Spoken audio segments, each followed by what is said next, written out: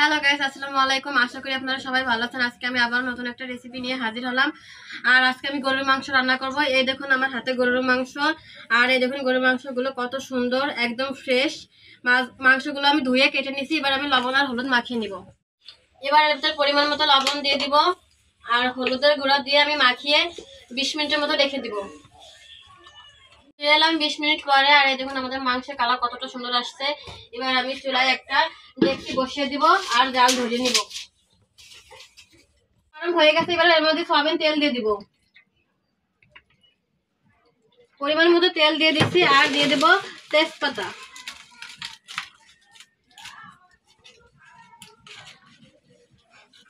এবার দিয়ে দেব পেঁয়াজ কুচি। এবার এইগুলো 1 মিনিটের মতো ভেজে নিব। 1 মিনিটের মতো ভেজে নিচ্ছি। এবার এর মধ্যে দিয়ে দেবো 5টা শুকনো মরিচ ছিঁড়ে দিচ্ছি আর দিয়ে দেবো 2 টুকরো দারচিনি আর দিয়ে দেবো 3টা এলাচ, 5-6টা লবঙ্গ আর দেবো কয়েকটা সাদা গোলমরিচ। এবার এগুলো দিয়ে আমি আরো 2 মিনিটের মতো ভেজে নিব। 2 মিনিট আমি ভেজে নিচ্ছি। আর দেখুন আমাদের পেঁয়াজ ভাজা হয়ে গেছে। এবার এর মধ্যে দিয়ে দেবো বাটা মশলা।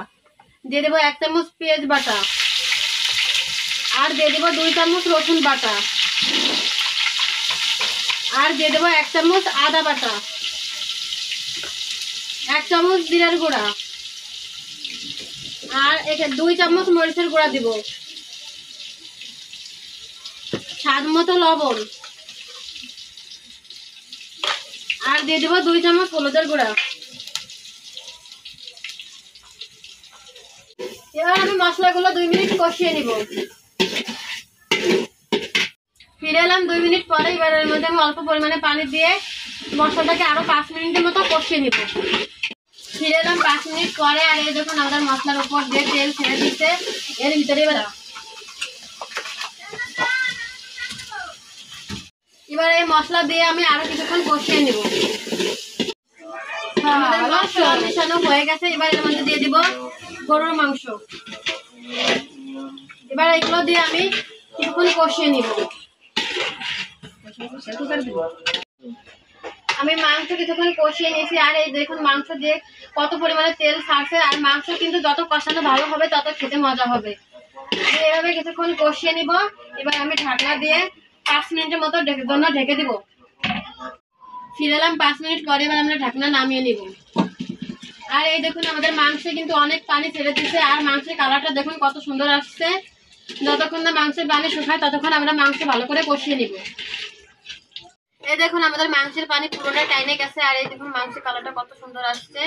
এবার এর মধ্যে আমি কিছু আলু দিয়ে দিব। আমি এগুলো ভালো করে কষিয়ে নিব। দিয়ে দিচ্ছি 2টা আলাম রসুন। এবার আমি ভালো করে কষিয়ে নিব। আমি মাংসগুলো কিছুক্ষণ কষিয়ে নিচ্ছি। এবার এর মধ্যে দিয়ে দিব পরিমাণ মতো পানি। আর এবার আমি একটা ঢাকনা দিয়ে ঢেকে দিব। এবার আমি 20 মিনিটের মতো ঢেকে আস্তে আস্তে রান্না করে নিব। ফিরে এলাম 20 মিনিট পরে। এবার আমরা ঢাকনা নামিয়ে নিব। এই দেখুন আমাদের মাংস কিন্তু সিদ্ধ হয়ে গেছে আর ঝোলটাও কত গাঢ় হয়ে গেছে। এবার এর ভিতরে আমি অল্প পরিমাণে চিনি দিয়ে দিব। চিনি দিয়ে আমি আরেকটু নেড়ে নিব। এখানে আমি কিছু এলাচ আর দারচিনি জিরে ভেজে নিচ্ছি। এবার এগুলো আমি মশলা করে নিব। আমাদের মশলা বাটা হয়ে গেছে। এবার এগুলো আমি মাংসের ভিতরে দিয়ে দিব। আর আমি আরো কিছুক্ষণ জাল করে নিব। তৈরি হয়ে গেছে আমাদের মজাদার গরুর মাংস ভুনা। আর এই দেখুন কালারটা কত সুন্দর আসছে। ভিডিওটা ভালো লাগলে আপনারা অবশ্যই একবার হলেও বাড়িতে ট্রাই করবেন। আর ভালো লাগলে like, comment, share and subscribe করবেন। ভালো থাকবেন। আল্লাহ হাফেজ।